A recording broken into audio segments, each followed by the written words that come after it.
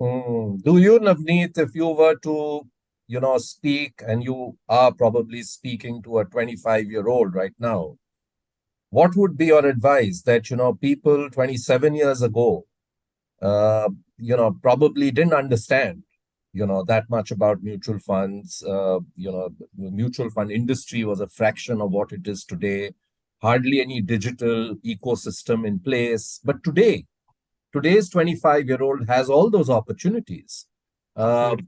and what would be your advice to them who probably have not invested but should invest? What would be a starting point for them, according to No, I think one of the starting point is that starting early is very, very critical. You start investing at the age of 25 versus starting at the age of 35.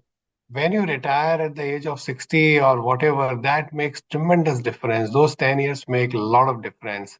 And even a small amount, if you make a beginning and keep that discipline, I think that is very, very critical. So start early, invest regularly. I think that is one of the key advice I would give to any youngster today, and that's very critical. Now, talking about the youngsters, I mean, they are of course a lot more smarter generation than us. I always believed. I mean, every generation is smarter than the previous one, and today's one are also privileged in terms of the access to information they have, access to knowledge that they have at their fingertips. I think at the same time, you also have a generation which believes in zindagi na milegi dobara. So your income.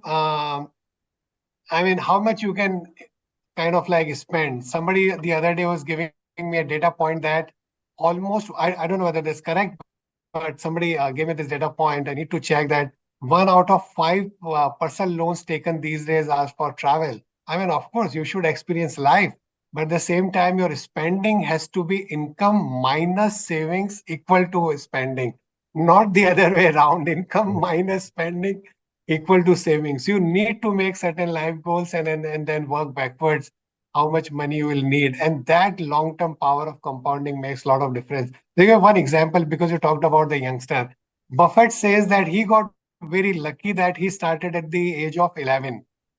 And he had the dream of becoming a millionaire. I think he became a millionaire in probably late 20s or sometime in 30s. But 99, somebody who started investing in such a disciplined manner at the age of 11, but today he says that 99% of his wealth has been created after he turned 50. It takes a long time for that power of compounding to really play its role. And that's one of the most important things the youngsters need to keep in mind. And they have a big advantage over others who miss that. It's some of us, maybe technology wasn't there, maybe that kind of track record wasn't there, maybe that kind of awareness wasn't there. But today, everything is at your disposal. So one should make the best of it